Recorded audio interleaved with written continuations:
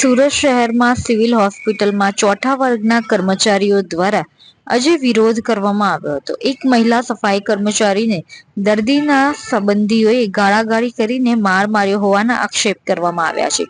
આ ઘટના બાદ ઉશ્કેરાયેલા ચોથા વર્ગના મહિલા કર્મચારીઓ દ્વારા પોલીસ ચોકી ખાતે પહોંચીને ન્યાયની માંગ કરી હોબાળો કરવામાં આવ્યો.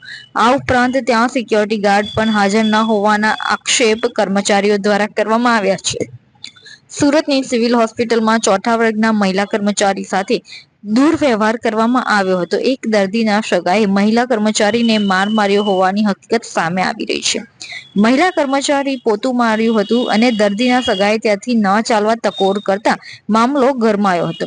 આ ઘટનાને લઈને આજે સુરતની નવી સિવિલ હોસ્પિટલમાં ચોથા વર્ગના કર્મચારીઓ દ્વારા વિરોધ કરવામાં આવ્યો હતો અને પોલીસ ચોકી ખાતે પહોંચીને ન્યાયની માંગ કરવામાં આવી.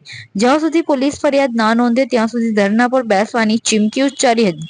જો કે બાદમાં પોલીસ દ્વારા સમજાવવામાં આવતા મામલો શાંત પડ્યો હતો. कल्पना क्या हुआ था, पूरा मामला क्या है?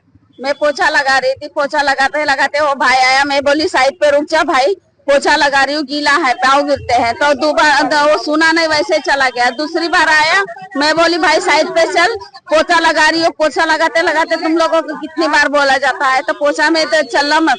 तो गाली गलौज करने लगा, उसके सगे वाले भी गाली गलौज करने लगा। फिर मेरे को मेन पर्सनल जगह पे मारा, मेरे को 2-3 लाख। हाँ, उसकी औरत ने भी मेरे को मारा, उसके भाई ने भी मेरे को मारा, रिलेटिव ने सब उनके सगे वाले मारने लगे।